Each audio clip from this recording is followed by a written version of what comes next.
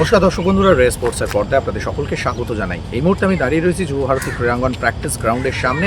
একটু আগেই এই অনুশীলন গ্রাউন্ডে প্রস্তুতি শেষ করলো মোহনবাগান দল। আগামী 4 এপ্রিল জামশেদপুর এফসির বিরুদ্ধে নিজেদের দ্বিতীয় অ্যাওয়ে ম্যাচ খেলতে মাঠে নামবে মোহনবাগান।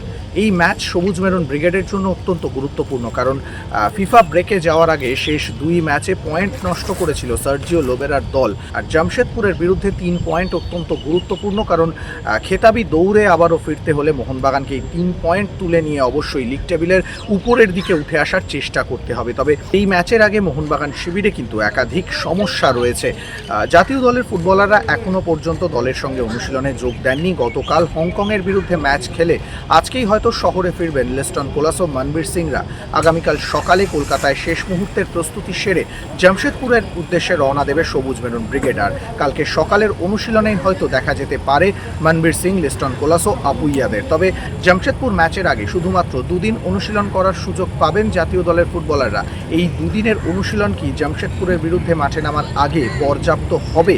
এই নিয়ে অবশ্যই উদ্বিগ্ন বাগান শিবির। তবে আগামী 2 দিনের অনুশীলন দেখলে বোঝা যাবে যে লিস্টন কোলাসো, মনবীর সিংরা জামশেদপুরের বিরুদ্ধে শুরু থেকেই মাঠে থাকতে পারবেন কিনা। কারণ এই দলের ভারতীয় দলের এই মোহনবাগানের ফুটবলার যারা ছিলেন তারা অধিকাংশই কিন্তু হংকংয়ের বিরুদ্ধে প্রায় 90 মিনিট মাঠে ছিলেন, এবং তাদের ওয়ার্কলোড ম্যানেজমেন্টের দিকটাও অবশ্যই মোহনবাগান কোচকে মাথায় রাখতে হবে। সেটা মাথায় রেখেই অবশ্যই তিনি দল সাজাবেন, এবং প্রথম একাদশ কেমন হবে সেটা হয়তো আজকেই নিশ্চিত করে বলা সম্ভব নয়, কারণ আগামী 2 দিনের অনুশীলন দেখে হয়তো প্রথম একাদশ নির্ধারণ করবেন কোচ সার্জিও লোবেরা। তবে এই ম্যাচটা যে মোহনবাগানের জন্য গুরুত্বপূর্ণ সেটা অনুশীলনে মোহনবাগান ফুটবলারদের শরীরী ভাষা দেখলেই বোঝা যাচ্ছে। কারণ আজকে অনুশীলনের প্রথম 15 মিনিট যেমন ফিজিক্যাল ট্রেনিং চললো, তেমনই বাকি সময়টা কিন্তু সিনিয়র জুনিয়র কম্বিনেশনেই জামশেদপুর বধের রণকৌশল তৈরি করে রাখলেন সার্জিও লোবেরা। এবং সেখানে হয়তো এটা বলা যাবে না যে প্রথম একাদশ যেটা খেলানো হবে সেটাই তিনি রেখে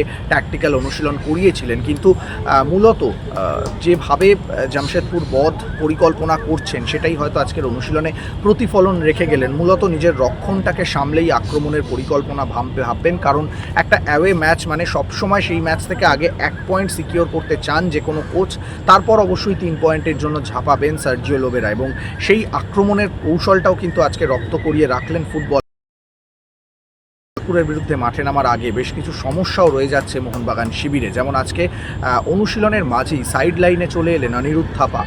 যদিও তিনি জাতীয় দলে ডাক পাননি, গত কয়েকদিন মোহনবাগানের সঙ্গে পুরো দমে অনুশীলন করছিলেন। আজকেও অনুশীলনের শুরু থেকে কিন্তু অনিরুদ্ধ থাপাকে বেশ চনমনে দেখাচ্ছিল, কিন্তু হঠাৎই দেখা গেল সাইড লাইনে এসে ফিজিওর সঙ্গে দীর্ঘক্ষণ কথা বললেন তিনি, এবং সেই সময় দেখা গেল নিজের পায়ে থাইয়ের মাসেলগুলোকে আলাদা করে দেখাচ্ছেন, এবং বেশ উদ্বিগ্ন দেখালো অনিরুদ্ধ থাপাকে। তারপরেই কিন্তু কোচের অনুমতি নিয়ে সরাসরি সাজঘরে চলে গেলেন তিনি। অনিরুদ্ধ থাপার চোট গুরুতর কিনা সেটা হয়তো বলা যাবে না, কিন্তু অনুশীলনের মাঝে সাইড লাইনে চলে আসা অবশ্যই কোচকে চিন্তায় রাখবে। কাল এবং আগামী পরশুর অনুশীলন দেখলে বোঝা যাবে অনিরুদ্ধ থাপা জামশেদপুরের বিরুদ্ধে মাঠে নামতে পারবেন কিনা। কিন্তু অবশ্যই এমন একজন গুরুত্বপূর্ণ ফুটবলারের পুরো অনুশীলন না করা সবুজ মেরুন ব্রিগেডকে চিন্তায় রাখবে। পাশাপাশি অনুশীলনের মাঝে নিজেদের মধ্যে একটি সংঘর্ষে মাঠে লুটিয়ে পড়লেন মোহনবাগানের 2 গুরুত্বপূর্ণ ফুটবলার রবসান রবিনহো এবং মেহতাব সিং। যদিও তারপর প্রাথমিক শুশ্রূষা নিয়ে তারা কিন্তু আবারও মাঠে নামলেন এবং পুরো দমে অনুশীলন করলেন। তবে অনুশীলন শেষে বাকি ফুটবলাররা যখন কুলিং ডাউন করছেন তখন কিন্তু 2 ফুটবলারকেই দেখা গেল পায়ে বরফ বেঁধে বসে থাকতে। যদিও তাদের হাঁটা চলার মধ্যে সেরকম অস্বস্তি বোধ দেখা গেল না, এবং তারা কিন্তু খুব স্বাভাবিকভাবেই গাড়িতে উঠে মাঠ ছাড়লেন। তবে বলা যেতে পারে যে প্রিকশন স্বরূপ এই 2 ফুটবলারের পায়ে বরফ বাঁধা ছিল, যাতে চোট আঘাত বাড়তি না হয়ে যায়। কারণ কিছুদিন আগেই চোট সারিয়ে ফিরেছেন রবসান রবিনহো। তার মতো ফুটবলারকে সার্জিও লোবেরার দলে খুবই প্রয়োজন, এবং সেই কারণেই হয়তো রবসানকে নিয়ে বাড়তি প্রিকশন নিচ্ছেন বাগান কোচ। পাশাপাশি আজকের অনুশীলনে প্রত্যেকেই কিন্তু নিজেদের সেরাটা দেওয়ার চেষ্টা করলেন, এবং জুনিয়র ফুটবলার যারা রয়েছেন তারা কিন্তু দিমিত্রি কামিন্সদের সঙ্গে নিজেদেরকে মানিয়ে নেওয়ার চেষ্টা করছেন এবং নিজেদের সেরাটা দেওয়ার চেষ্টা করছেন। চলুন এক নজরে দেখে নেওয়া যাক আজকের মোহনবাগান অনুশীলনের টুকরো কিছু মুহূর্ত।